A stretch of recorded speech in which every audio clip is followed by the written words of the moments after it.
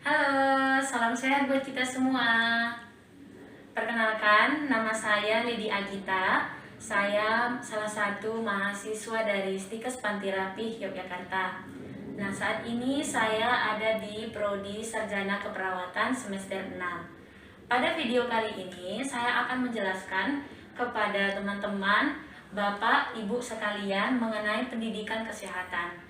Pendidikan kesehatan pada hari ini yang akan kita bahas yaitu cara melakukan pembebasan sumbatan jalan napas oleh benda asing pada dewasa, bayi dalam keadaan sadar dan tidak sadar.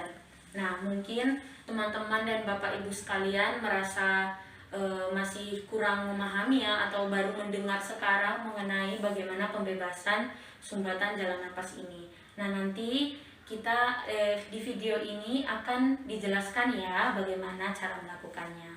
Nah, untuk itu nanti di video ini selain menjelaskan mengenai teknik ataupun cara melakukan tindakan tersebut, nanti di awal akan dijelaskan mulai dari pengertiannya, kemudian indikasinya, kepada siapa dilakukan tindakan tersebut, kemudian juga hal yang perlu dikaji atau dilihat, diperhatikan terlebih dahulu sebelum kita melakukan atau masuk ke tindakan itu. Dan juga yang terakhir adalah hal-hal apa yang perlu kita lihat saat kita melakukan tindakan ataupun pertolongan itu. Nah, nanti untuk Bapak, Ibu, dan teman-teman sekalian akan dijelaskan di video berikutnya ya. Langsung saja ya.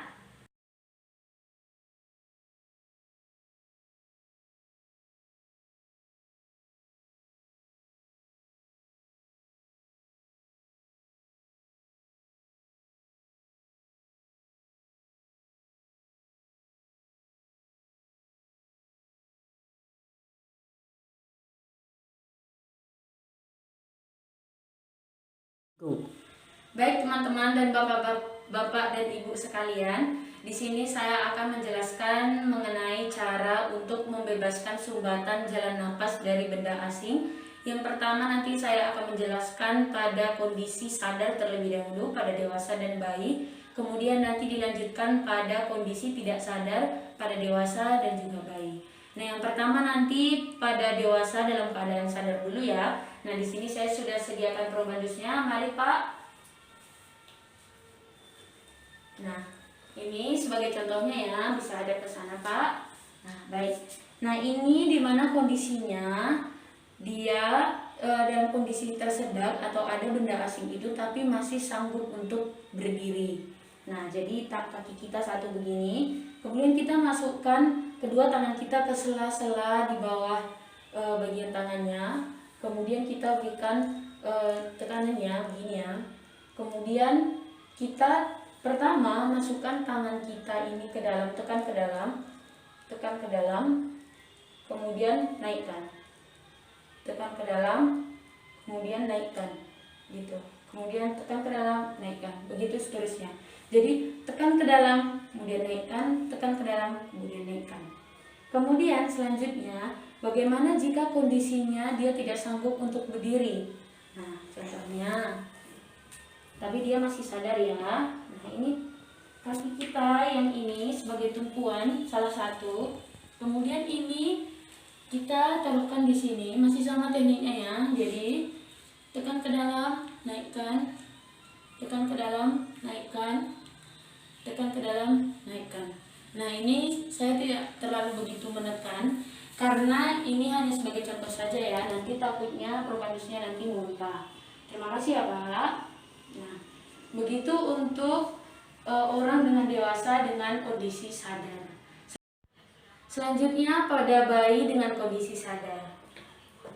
Nah, di sini upayakan kita duduk ya teman-teman dan bapak-bapak ibu.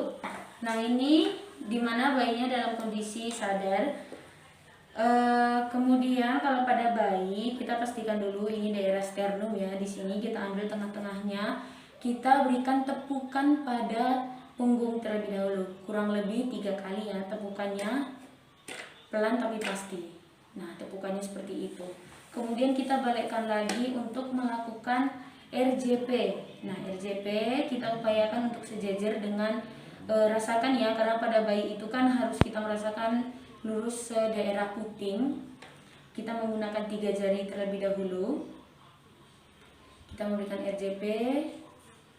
Ingat frekuensinya. Kemudian jika kita merasakan tekanan kita itu terlalu keras, kita bisa dan kita merasakan ada takil di bagian sternum, kita bisa menaikkan bagian telunjuk kita, kemudian kita melakukan RJP lagi. Nah, begitu seterusnya kita balik lagi. Kita ingat di jajaran di tengah-tengah sternum tadi kita melakukan kurang lebih 3 kali. Begitu juga seterusnya untuk melakukan RJP. Nah, baik, kurang lebih begitu ya. Yang penting untuk RJP tekniknya untuk pada bayi dan juga dewasa kurang lebih sama, hanya pada bayi itu kita perhatikan frekuensinya. Oke, selanjutnya pada korban ataupun orang dengan kondisi tidak sadar ya. Yang pertama pada dewasa terlebih dahulu. Nah, pada dewasa kita cek dulu responnya. Pak. Nah, tidak ada respon, kita langsung hubungkan ke emergency system. Nah, seperti ambulans atau pertolongan terdekat. Kemudian selanjutnya kita langsung melakukan CPR atau RJP sebanyak 5 siklus. Siklus yang pertama itu kita langsung lakukan dan juga melakukan 2 ventilasi. Oke.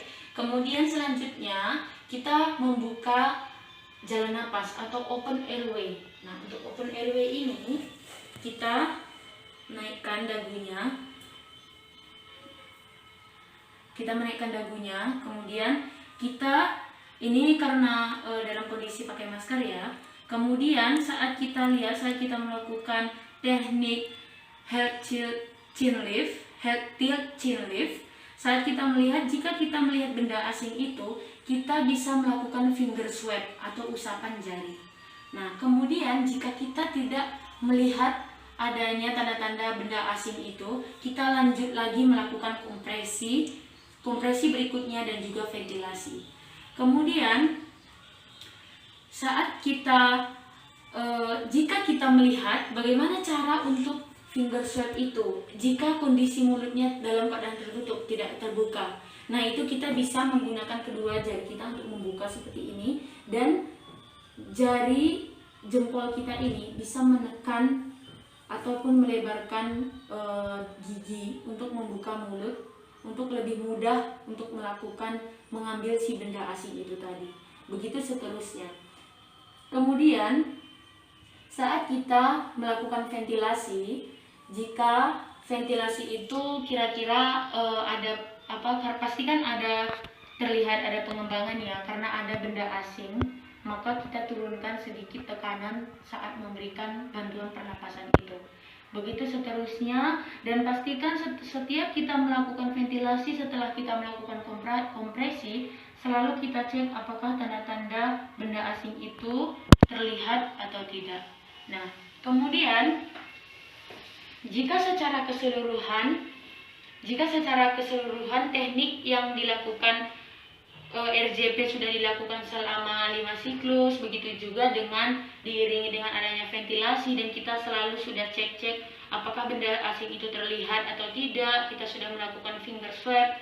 Jika tindakan ini semua tidak berhasil dan juga pertolongan ataupun emergency system belum datang, kita bisa melakukan yang pertama adalah 2 pertolongan pernafasan, kemudian juga ada 5 untuk dorongan dari perut kita berikan, dan juga kita tetap lakukan usapan jari atau finger swab.